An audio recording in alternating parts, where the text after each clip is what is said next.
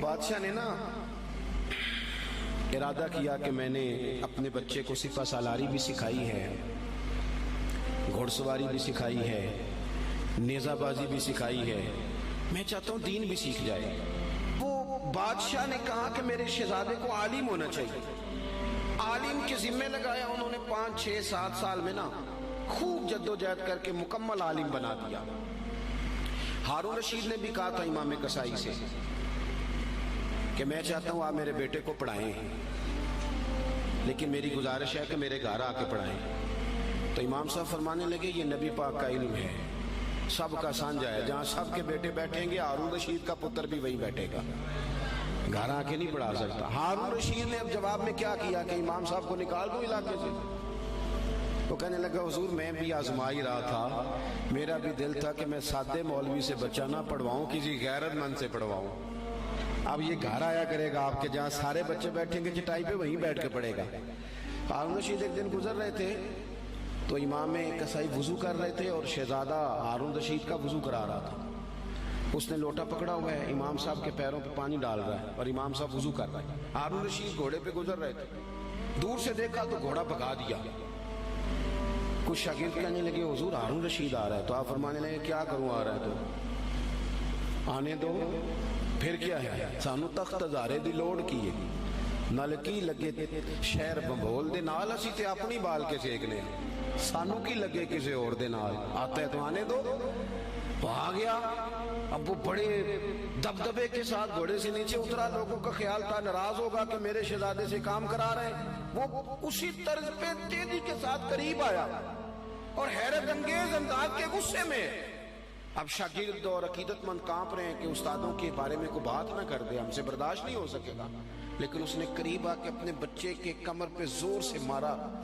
کہنے لگا خدا کے بندے یہ تو کیا کر رہا ہے، استاد اپنے ہاتھوں سے پیر دھو رہے ہیں، ایک ہاتھ میں لوٹا پکڑ اور دوسرے ہاتھ سے استاد کے پیر دھلوا، تو انہیں پورا عالم نہیں بننا؟ یہ کیا تو نے طریقہ اختیار کیا ہوا ہے؟ اس طرح کر کے اس استاد صاحب کی خدمت کر۔ تو وہ اس بادشاہ نے نا اپنے بیٹے کو پڑھانے کے لیے عالم کے ذمے لگایا، انہوں نے پوری محنت کے ساتھ پڑھایا، پھر وہ فارغ التحصیل بھی ہو گیا بچہ، ایک ہی بیٹا تھا، تو وہ مکمل فارغ ہو گیا نا۔ تو استاد صاحب کہنے لگے پیغام بھیجا پتر کل نا مجھے تم سے کوئی کام ہے، میرے گھر آنا۔ مدرسے نہیں گھر بلایا بچے کو، جب گھر آ گیا اندر سے کنڈی لگا لی اور چھڑی پکڑ لی، بہت مارا بچے کو، کمر پہ نشان پڑ گئے اور بلا وجہ مارا۔ اس نے کہا استاد جی میری غلطی۔ چپ کر، نادان، غلطی پوچھتا ہے، چل دوڑ جا۔ اس نے جا کے اپنی اماں سے شکایت کری کہ استاد جی نے بلا وجہ مارا ہے، میں تو پڑھ چکا ہوں، کو وجہ نہیں تھی مارنے کی، کیوں مارا؟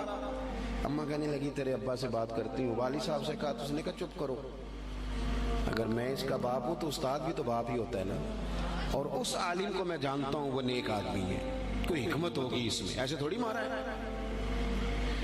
وقت گزر گیا، کو 20 سال 15 سال بیت گئے، بادشاہ کا انتقال ہوا، وہ شہزادہ تخت پہ بیٹھا، اس نے پہلا حکم یہ دیا کہ میرے استاد صاحب کو بلاؤ۔ اب وہ بیچارے بوڑھے ہو گئے، چھڑی ہاتھ میں پکڑی، جھکی ہوئی کمر، بڑی مشکل سے وہ آئے اور دربار میں آ کے کھڑے ہوئے تو شہزادے نے پہلا سوال یہ پوچھا استاد جی پہلے تو میں بے اختیار تھا، آج اختیار میرے ہاتھ ہے، وہ بتاؤ نا مارا کیوں تھا؟ غلطی کوئی نہیں، زیادتی کری آپ نے اور اتنا مارا کہ میں ابھی تک اس کی درد محسوس کرتا ہوں۔ تو استاد صاحب نے یوں چہرہ اٹھایا، آنکھیں کھولی، کہنے لگے پتر شکر ہے اللہ کا میں ابھی تک زندہ ہوں، اسی دن کے لیے مارا تھا جو آج آیا ہے، یہ جو تو نے مجھے کٹہرے میں بھلا لیا ہے نا، ٹھیک کیا، اسی دن کے لیے مارا تھا۔ کہا کیوں، کس وجہ سے؟ سنیں جی سنیں، اللہ آپ کو جزا دے، اسی دن کے لیے مارا تھا۔ کہا کیوں؟ کہنے لگے پتر کتنے سال بیت گئے مار کھائے؟ کہا کو 20 سال ہونے کو ہیں۔ فرمایا تو بھولا تو نہیں نا؟ کہا استاد جی میں نے تو پہلے دن ہی آپ کو بلایا۔ کہنے لگے پتر بس مجھے پتا تھا ایک دن تو نے حکمران بننا ہے، تو بے اختیار تھا نا، میرا کچھ نہیں کر سکا، آج با اختیار ہوا تو بلا لیا نا، پتر تو حکمران بن گیا ہے، کسی غریب پہ ظلم نہ کرنا، اگر تجھے 20 سال نہیں بھولا تو اسے بھی قیامت تک نہیں بھولے گا، اور جب وہ اللہ کی بارگاہ میں با اختیار ہوگا تو تجھے بلوا لے گا۔ اس لیے مارا تھا کہ یہ جو ناجائز مار ہوتی ہے اس کی درد جاتی نہیں، اس کے نشان روح پہ پڑتے ہیں، دل پر زخم رہ جاتے ہیں۔